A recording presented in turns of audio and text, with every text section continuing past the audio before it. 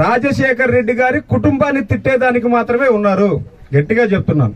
గతంలో తెలుగుదేశం పార్టీలో ఉన్నప్పుడు రాజశేఖర్ రెడ్డి గారిని ఏ విధంగా తిట్టారో ఈ రోజు షర్మిలా గారిని కూడా అదే విధంగా తిడుతున్నారు.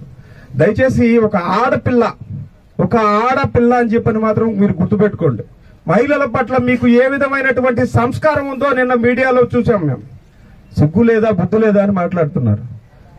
మీకు కుటుంబాలు లేవా? మీ కుటుంబంలో ఉండేటువంటి వాళ్ళని ఆ విధంగా మాట్లాడగలిగితే మీరు సహించగలరా? భారతదేశం భరతమాత అంశం. ఆడపిల్లలను ఆ విధంగా మాట్లాడడం మీ సంస్కారానికి ఎటువంటి అర్థం పడుతుందో అర్థం అవుతుంది. స్వయంగా మీ కుటుంబంలో ఉండేటువంటి మీ తమ్ముడే మీ గురించి ఆ విధంగా మాట్లాడే పరిస్థితుల్లో ఉన్నప్పుడు మీరు ఆడపిల్లను ఆ విధంగా మాట్లాడడం అనేది అంతకుమించి మీ దగ్గర నుంచి వేరే ఎక్స్పెక్టేషన్ ఉండదేమో. మాకు కూడా మీకు అంతకుమించి సంస్కారం ఉంటుందని చెప్పి సీటు కన్ఫర్మ్ చేసామనుకుంటున్నారు కోవూరికి. మీకు ఇంకా కూడా చంద్రబాబు నాయుడు గారిని తిట్టడం, లేదంటే లోకేష్ గారిని తిట్టడం, లేకపోతే పవన్ కళ్యాణ్ గారిని తిట్టడం, ఇప్పుడు కొత్తగా షర్మిల గారిని తిట్టడం. ఇది మీ పని. కోవూరు నియోజకవర్గం కోసం మేము ఫలానా అభివృద్ధి పనిచేసామని చెప్పని మీరు గుండెల మీద చేసుకుని ఎక్కడైనా చెప్పేటువంటి పరిస్థితులు ఉన్నాయో రండి. యువజన శ్రామిక రైతు కాంగ్రెస్ యువజనులకు ఏమైనా న్యాయం చేశారా? రైతులకు ఏమైనా న్యాయం చేస్తున్నారా? శ్రామికులకి ఏమైనా న్యాయం చేస్తున్నారా? ఇవన్నీ టాపిక్లు మాట్లాడుకోకపోతే ప్రసన్న కుమార్ రెడ్డిని నేరుగా మా ముందు తీసుకొచ్చోబెట్టినా, లేదా వాళ్ళ నాయకులు ఎవరైనా కూర్చోబెట్టినా ఫేస్ టు ఫేస్ మీతో ఎంతసేపు అయినా మాట్లాడేదానికి కేవలం అభివృద్ధి సంక్షేమాల గురించి మాత్రమే మాట్లాడుతున్నాం, మీ వ్యక్తిగతాల గురించి కాదు. రాజ్యాంగబద్ధంగా మీరు చేయాల్సినటువంటి పనుల గురించి మాత్రమే మాట్లాడతామని చెప్పని తెలియజేస్తా ఉన్నాం. ఎలక్షన్ లో మీరు గెలిచింది మీరు సంపాదించుకోవడానికి కాదు.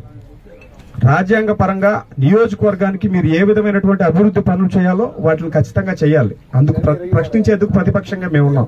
అన్నిటిని కప్పిపుచ్చేటువంటి రాజకీయాలు చేస్తూ నిరంతరం ఎవరైతే మిమ్మల్ని అడుగుతుంటారో వాళ్ళని తిట్టడమే మీ పనిగా పెట్టుకో ఉంటారు. కోవూరు నియోజకవర్గ ప్రజలందరూ కూడా గమనిస్తూనే ఉన్నారు. మీరు పడే పాటలు అన్ని కూడా దాన్ని నిరంతరం వేలెత్తి మా నియోజకవర్గ ఇన్ఛార్జ్ అయినటువంటి పొలరెడ్డి దినేష్ రెడ్డి గారు నిరంతరం వేలెత్తి చూపిస్తూనే ఉన్నారు ఎక్కడెక్కడ తప్పులు చేశారో ఏమేంటి అనేది. జగన్మోహన్ రెడ్డి గారికి కేవలం అధికారం, డబ్బు కాపాడుకునే దానికి మాత్రమే అధికారం కావాలి. అది ప్రతి ఒక్కరూ సుస్పష్టంగా ఈ రోజు అర్థమైంది. రాష్ట్రంలో ఉండేటువంటి యువత దగ్గర నుంచి, రైతుల దగ్గర నుంచి ప్రతి సామాజిక వర్గానికి కూడా అర్థమైంది. జగన్మోహన్ రెడ్డి గారు ఎటువంటి పరిస్థితుల్లో అధికారం కోసమే ప్రయత్నం చేస్తున్నారు, డబ్బులు ఎంతైనా పెట్టేది అనేది.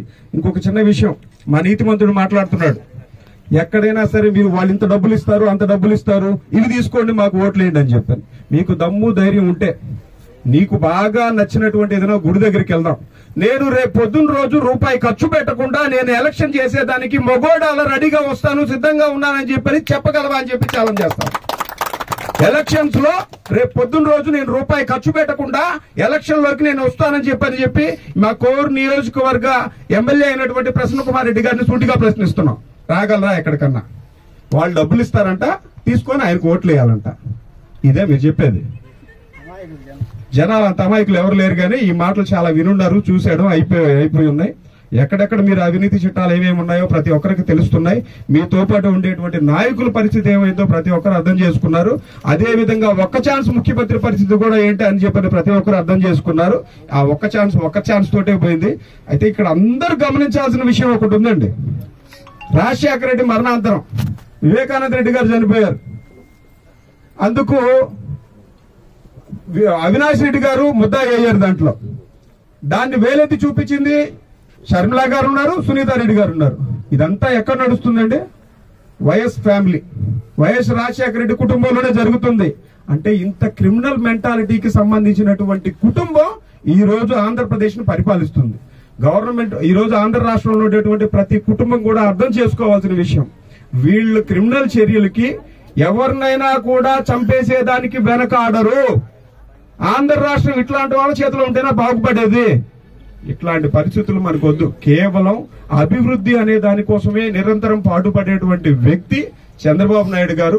ఆయన శిష్యరికంలో 175 మంది ఎమ్మెల్యేలు ఈరోజు పోటీ చేయబోతున్నారు. ఖచ్చితంగా వీళ్ళందరూ గెలిచి తీరడం జరుగుతుంది. మన బిడ్డల భవిష్యత్తు కోసం ఎటువంటి పరిస్థితుల్లో చంద్రబాబు నాయుడు గారిని ముఖ్యమంత్రి చేసుకోవాల్సిందే. కోవూరు నియోజకవర్గంలో తెలుగుదేశం పార్టీ జెండా ఎగరాల్సిందే.